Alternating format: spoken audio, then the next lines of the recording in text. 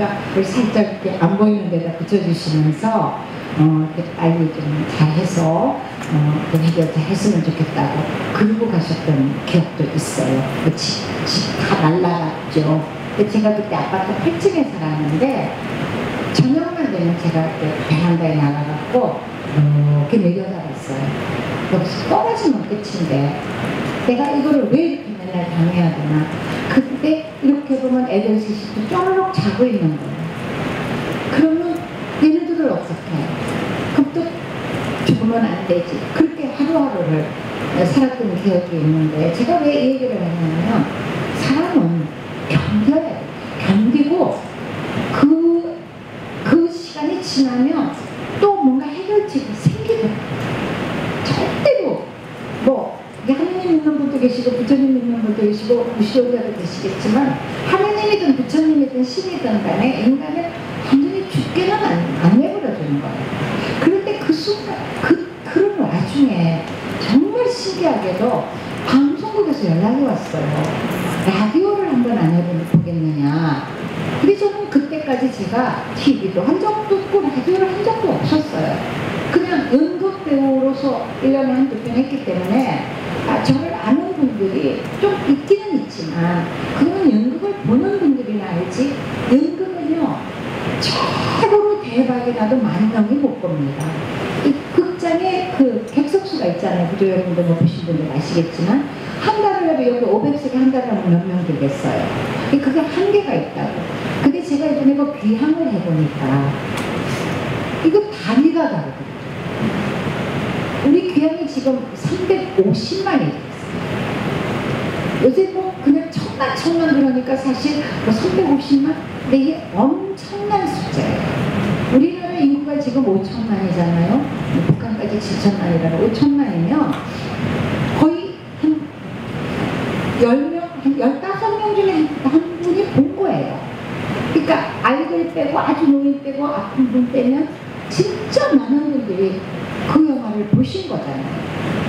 그러니까 제가 그 영화를 개봉하고 나서 어디 가면은요, 뭐 이렇게 예를 들어 세차장에 가면 세차하는 아저씨가 커피를 갖다 주세요. 그렇게 다르더라고. 그렇게 그럴 정도로 뭔가 그 연극은 사실은 그냥 뭐 정말 소수만 아는 그런 분들이기 때문에 왜 나를 라디오에 찾아오게 했는지 저는 잘 모르겠더라. 근데 인생을 살자면 세 번의 기회가 있다는 얘기들을 하죠. 그 중에 한 번이 아닐까. 그래서 그냥 뭔지도 모르고 방송국에 보자고 해서 나갔어요. 나갔고 그때는 뭐 지푸라기라도 있으면 짚어야 되는 그런 이제 애기 때문에 나갔는데 그전 같으면 제가 잘난 척하고 저 라디오 안 해요 이랬을지도 몰라요. 제가 또 자존심 하나는 줄여줘갖고 그 내성적인 성격이 얼마나 못됐었던지 뭘 모를 때야 너무 못돼가지고 싫은 사람 좋은 사람을 너무너무 분명하게 구별했어요. 내가 싫으면 이렇게 쳐다를 안 봤어요. 저는 우리 엄마한테 두들겨 맞기도 했어요. 그래서 그 성격 못됐다고 너는 어째 그래 못되냐 좋은 사람한테는 엎어지고 자빠지고 우리 남편 아무것도 안 보고 결혼하는 그런 성향이 있는가 하면 싫은 사람은 아주 그냥 찬바람이 쌩쌩 돌아갔고 좀 그랬던 시절이었기 때문에 뭐 TV 안 해요 이랬을 텐데 그때는 그런 거를 따질 때가 아니었기 때문에 라디오를 나갔는데 편지를 하나 주면서 라디오를 읽어보라는 거예요. 근데 그 편지가 지금 되게 엄청 슬픈 편지였어요. 근데 그거를 읽으면서 제가 펑펑 울었어요. 펑펑 울었는데 그게 인상적이었는지 제가 뽑혔어요. 그야말로 일종의 오디션이었는데 그래서 시작한 게 여성시대라는 MBC 라디오 프로그램이었어요. 아마 그 여러분 많이 들어보신 분도 계실 겁니다. 그래서 시작을 했는데 그 라디오가 저를 완전히 바꿔놓은 인간 개조. 라디오라는 게 들어보신 분들 아시겠습니다만 여러분들이 보내주신 편지를 골라서 그거를 이제 좀 2시간이면 2시간에 5번쯤 읽어드리고 거기에 대한 멘트를 진행자가 하고 노래 들려드리고 이렇게 하는 프로그램이잖아요. 그러니까 이제 정말 전국에 계시는 많은 분들이 편지를 보내주세요. 하루에 한 200통, 300통 오면 그 중에 이제 골라서 읽는데 그 모든 사연이 다 내 얘기 같았어요. 그게 그 전에 내가 잘난 척하고 살 때였으면 전혀 감동도 못했을 그런 사연들이 다 내 얘기. 그 전까지만 해도 나는 왜 나만 이렇게 불행한가? 내가 뭘 잘못했다고? 나를 왜 이렇게 불행하게 만드나? 막 이게 어떤 이 분노와 이런 원망 같은 게 늘 가슴 속에 차 있었던 시절이에요. 그런데 딱 가서 읽어보는 순간에 아, 이분의 사연은 내가 지금 처해 있는 것보다 훨씬 더 힘들어요. 그럼에도 불구하고 이분은 용기를 갖고 다시 일어섰다거나 아니면 지금 희망을 갖고 열심히 살아가고 있다거나 이런 사연들이 전부 그런 사연이에요. 그래서 매일매일 그 편지를 읽을 때마다 저는 저 자신을 치유하기 시작해요. 치유하고 힐링하면서 울면서 공감하면서 내 인생이 완전히 송두리째 바뀌는 어떤 그런 그 기적을 봤다고 그럴까? 그거는 그 라디오는 돈의 문제가 아니라 완전히 내 인생을 바꿔놨어요. 물론 그 돈이 엄청난 돈이 됐죠. 그래서 하루하루 그거를 읽고 함께 울고 그때 제 별명이 수도꼭지였습니다. 편지마다 하도 많이 울어가지고 그러니까 라디오라는 거는 또 TV하고 달라서 진정성이 있어야 돼요. 진행하는 사람의 진정성이 듣는 사람에 전달이 되면 그 공감대는 엄청난 거예요. TV하고 전혀 달라요. 그러니까 저는 제가 라디오를 진행을 잘했는지 못했는지 그건 모르겠어요. 그건 모르겠지만 그때의 내 처지가 그거를 읽을 때 울지 않을 수 없었기 때문에 그 진정성이 청취자들한테 그대로 공감을 줬더라고요. 그래서 그때 엄청나게 인기가 좋았어요. 그러면서 제가 또 뭐가 되냐면 세상 일에 눈뜨기 시작한 거죠. 그전까지는 나는 내 새끼, 내 가족만 아는 어떤 굉장히 이기적인 그런 사람이었던 것 같아요. 남이야 뭐 죽든 살든 나하고 무슨 상관이야 이런 게 있었는데 아, 세상이라는 게 더불어 살아가는 거구나. 나 혼자서 아무리 잘나도 살 수가 없는 거구나 하는 거. 어떤 그런 공감대. 그 다음에 뭐 고부간의 갈등, 부부간의 북행, 요즘에 성희롱 이런 것들. 모든 세상살에 대한 문제점들이 이 라디오 안에 다 있더라고요. 그러면서 세상에 눈뜨기 시작했어요. 세상의 문제에 대해서도 관심을 갖게 되기 시작한 거예요. 그래서 그 라디오를 하면서 저는 신문 칼럼도 쓰기 시작했고 강연도 다니기 시작했고 빚도 갚기 시작했고 근데 이놈의 빚이 끝이 없는 거예요. 얼마나 저지르고 갔는지 저는 그 돈을 어디서 어떻게 저질렀는지 그것도 몰라요. 전혀 몰라. 우리 애들 아빠가 어느 날 집에 가서 도장 좀 줘봐. 그럼 난 뭣도 모르고 도장 줘. 그럼 나중에 보니까 은행에 그게 내 도장이 다 찍혀있어. 응? 인감 뭐 떼어다 달라면 인감 떼어다 주면. 그러니까 모든 그 은행에 무슨 이런 데에 다 내가 보증이 돼. 애 남편이 그러다 보증 쓰지 마세요. 보증을 자식까지 망합니다. 그러니까 이거는 이혼을 해도 소용이 없어요. 그렇잖아요.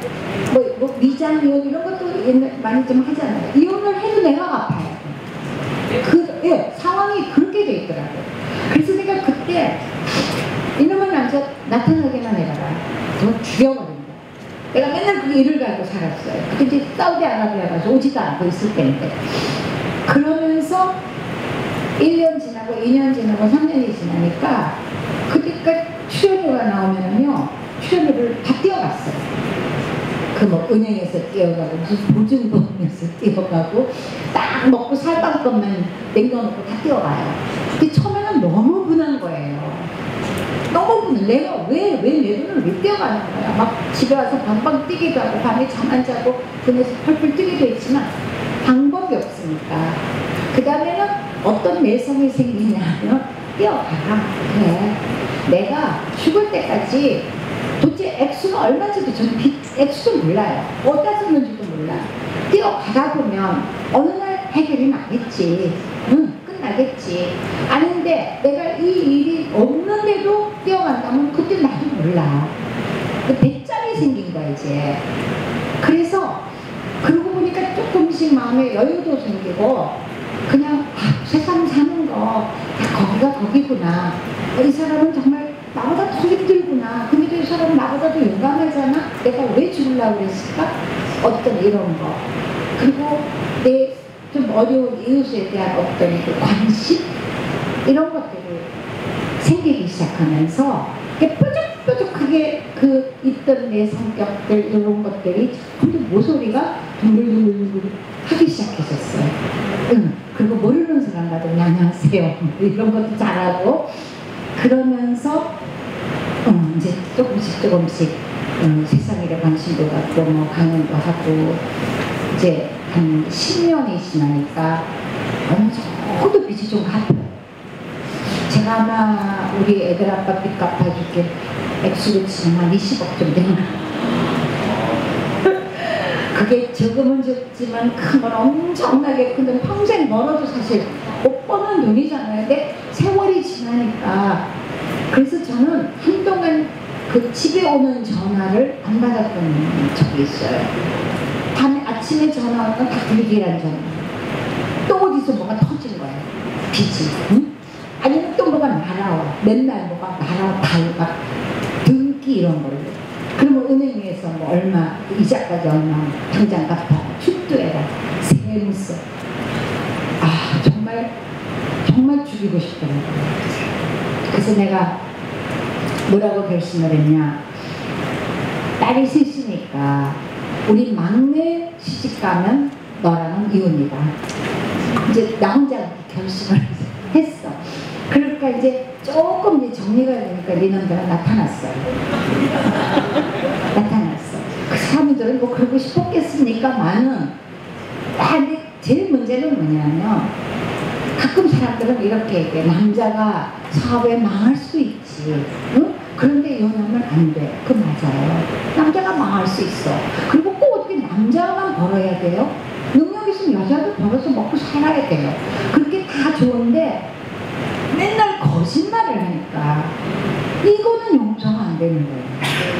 그게 있더라고요. 그러니까 제가 이제 어느 날 다 얼마냐 까봐라. 그럼 이거를 어떻게 갚을 건지 우리가 계획을 세워야 될 거 아니야. 얘기해봐. 요거밖에 없게. 절대로 이게 끝이라는 거예요. 그 죽자 사자 1년쯤 갔거나 뭐가 또 터져요. 이게 그냥 이해는 가요. 나 또 있어. 이 얘기를 못한 거지. 나중에 늙으니까 얘가 가. 그때는 얘가 절대로 안 갔어요. 그래서 3번, 4번 이러니까 신뢰가 무너지니까 정말 못 살겠더라고요. 그래갖고 저녁에 이제 다 연극 끝나고 집에 오잖아요. 집에 오면 한 10시, 10시 반 이러는데 혼자서 코를 턱 걸로 소파에서 자고 있어요. 그것도 꼴보기 싫어요. 그잖아요. 그래갖고 이제 할 수 없이 배는 너무 고프니까 혼자 식당에 가서 밥을 먹으려고 이렇게 들거럭 끓이면 벌떡 일어나. 뭐냐 밥 먹냐? 나도 좀 먹자. 이래. 그게 왜 그렇게 꼴보기 싫어요? 그럼 꼭 숟가락을 탁 던져 한번 들어갔어. 진짜 못되게 불었어요 제가. 그때 제가 느낀 게 뭐냐. 이게 똑같은 상황이 어떻게 보느냐에 따라서 이렇게 반대로 될 수가 있구나. 내가 콩깍지가 씌었을 때는 그 사람이 잘 먹는 게 그렇게 좋아 보였어요. 식성도 좋아. 저 사람은 밥은 안 굶겠다. 뭐 이런 거. 그죠? 잘 먹고 우리 남자는 잘 먹어요. 반찬도 뭐든지 다 잘 먹고. 근데 꼴보기 싫으니까 먹는 숟가락을 탁 뺏고 싶어. 정말 인간이 어떻게 이 상황에 밥이 넘어가. 똑같은 상황이에요. 그러니까 모든 천국과 지옥은 나한테 있더라고요. 내가 만드는 거지 그 사람이 만드는 게 아니더라는 거죠. 그래서 점점 사람이 이제 좀 철학자가 된다고 그럴까? 뭐 아주 그런 사연이 많아요. 그래서 이제 내가 우리 막내만 내가 우리 엄마 우리 아버지 그걸 보고 살았는데 그래도 지금 헤어지면 안 되지. 막내는 내가 시집 가면 이제 안 살아야지. 이제 그렇게 생각을 했어요. 우리 막내가 이제 시집을 갔어. 그 다음날 우리 친구가 전화가 왔어. 얘 너 이제 이혼할 거니? 근데 그때는 이제 모든 거, 미운 거, 고운 거 이것도 다 지나간. 참 사람이 정말 신기해요. 다 지나갔어. 그러니까 글쎄 이혼을 하긴 해야 되는데 뭐 어떤 막 절박한 거는 없어졌어요. 근데다가 정말 때 맞춰서 우리 남편이 고향이 목포인데 자기 그 무슨 외할아버지가 독립유공자세요. 우리 집보다 훌륭하더라고요. 우리 할아버지 친히 가셨는데 그래가지고 그 무슨 독립유공자는 조그만 집도 하나 나오고 뭐 그런 게 있었어요. 그래갖고 이렇게 소위 낙향을 했어요. 그러니까 이제 목포에 가서 살게 된 거예요. 근데 굳이 내가 뭘 이혼을 지금 이 나이에 그렇잖아요. 할까요? 그래서 그냥 이제 목포에 가서 지금 살아요. 좀 떨어져 있긴 하지만 그 이혼은 못했어요. 예, 잘한 거예요. 잘한 것 같지도 않는데. 그래서 이제 한 거의 지금 한 이제 25년이 됐대요. 그때부터 시작해갖고 그러니까 한 20년쯤이 지나니까 어느 정도 빚이 정리가 되고 나도 모르게. 그래서 그 다음에 이제 그러니까 이제 노후가 된 거예요. 그잖아요. 노후가 됐어. 정말 열심히 살았어요. 어떻게 노는 거를 모르게 정말 살았는데 내가 우리 딸한테 그랬어. 엄마 죽고 나면 비석에다가 일만 하다 죽은 여자 이렇게 써놔. 이제는 노는 법을 모르는 거죠. 그랬는데 이제 그래도 내가 노후에 조금 집은 하나 있어야 되는 거 아니야? 너무 지금 가진 건 전 아무것도 없어요. 근데 전 지금 엄청 부자거든요. 그래서 집은 조그만 집이 하나가 있어요. 근데 서울은 너무 비싸서 도저히 살 수가 없어요. 그래서 어떻게 변두리로 이렇게 다니다가 일산 쪽에 갔더니 일산이라는 데 가보셨어요? 네. 아주 살기 좋아요. 거기는 집값이 굉장히 싸고 괜찮더라고요. 그래서 이제 그거를 은행 융자를 하나 얻어가지고 조그만 집을 하나 이제 샀죠. 이제 한 20년 만에 집을 하나 산 거예요. 그 전까지 늘 새로 다니고 우리 애들 결혼도 저는 다 맨손으로 보냈어요. 시집 보내는데 우리 큰아이 시집 보낼 때 제가 그 사람을 만나서 그랬어요. 나는 아무것도 해줄 수 없다. 그러니까 당신도 하지 마라. 대신에 우리가 합쳐서 16단짜리 아파트 하나, 봉두리 하나 얻어주자. 응? 그거는 하나 얻어주고 대신에 아무것도 하지 말자. 나는 해줄 수도 없고 그리고 있어도 나는 못 해준다. 그래서 우리 사회감이 왔을 때 그 시계 있니? 네, 시계 안 사준다. 네, 진짜 저는 아무것도 안 사줬어요. 그리고 대신에 우리 언니한테 언니 조그만 냉장고 하나 사줘. 내 동생한테 조그만 세탁기 하나 사줘. 이렇게 해서 조금 해갖고 만들어주고 좀 그렇게 결혼시켰어요. 그리고 우리 애들 셋을 다 그렇게 보냈는데 저는 그게 내가 돈이 있어도 나는 그렇게 이렇게 막 삐까뻔쩍 무슨 호텔에 가고 저는 이거는 그게 바람직하지 않다고 생각을 해요. 그래서 맨날 그 나랑 같이 방송하던 정한영 씨가 누나는 어때 딸들도 다 이렇게 백의종군을 시켜 그러는데 그거는 저는 잘했다고 생각을 해요. 제 인생에서도.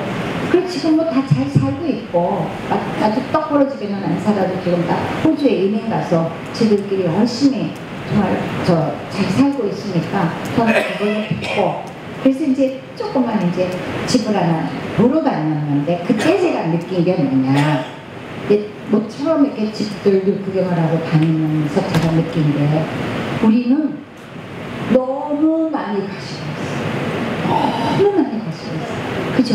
제가 6.25 때 얘기를 아까 말씀드렸지만 정말 아무것도 없었어요. 우리. 아무것도 없었어요. 우리 집은 좀 살았다 하더라도 그렇게 무슨 물건을 쟁여놓고 산 적은 없고, 그리고는 가난한 나라였으니까 우리 할머니하고 우리 엄마 무슨 양은 가라이 새겨서 하면 그거를 신문지를 싸갖고 못 쓰고 찬장에 그걸 왜 맨날 올려놓는지 모르겠어요.